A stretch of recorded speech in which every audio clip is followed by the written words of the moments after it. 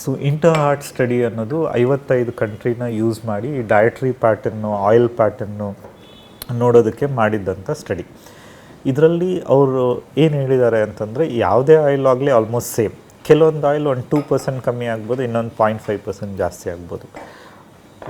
ಏನು ಸ್ಟ್ರೈಕಿಂಗಾಗಿ ಅಫೆಕ್ಟ್ ಆಯಿತು ಅಂದರೆ, ಒಂದೇ ಆಯಿಲ್ನ ಯೂಸ್ ಮಾಡಿ ಮತ್ತೆ ಕರೆದಿರೋ ಪದಾರ್ಥ ಮಾಡಿ ಅದೇ ಆಯಿಲ್ನ ಪದೇ ಯೂಸ್ ಮಾಡಿದ್ರೆ ನಮ್ಮ ಟ್ರಾನ್ಸ್ ಫ್ಯಾಟ್ಸ್ ಡೆಫಿನೆಟ್ಲಿ ಜಾಸ್ತಿ ಆಗುತ್ತೆ.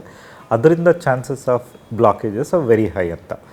But one time use and small quantity use ಮಾಡಿದ್ರೆ ಆಲ್ಮೋಸ್ಟ್ ಎಲ್ಲ ಆಯಿಲು ಸೇಮೇ ಅಂತ. Impurities is a different issue. ಅದು ಇಂಪ್ಯೂರಿಟೀಸ್ ಇಲ್ಲ ಅಂತಂದರೆ ಸೊ ಇಟ್ಸ್ ಆಲ್ಮೋಸ್ಟ್ ಸೇಮ್. ಇರೋದ್ರಲ್ಲಿ ಪ್ರಾಬಬ್ಲಿ ಗೀಯಲ್ಲಿ ಸ್ವಲ್ಪ ಅನ್ಸ್ಯಾಚುರೇಟೆಡ್ ಫ್ಯಾಟ್ಸ್ ಎಲ್ಲ ಕಮ್ಮಿ ಇರೋದು ಸ್ಲೈಟ್ಲಿ ಹೆಲ್ತಿ ಇರ್ಬೋದು ಅಂತ.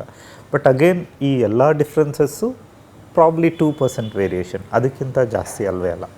ಹಾಗಾಗಿ any oil which is suitable for ethnic. For example ನಾವೆಲ್ಲ ಪಾಮ್ ಆಯಿಲ್ ಅನ್ಬೋದು.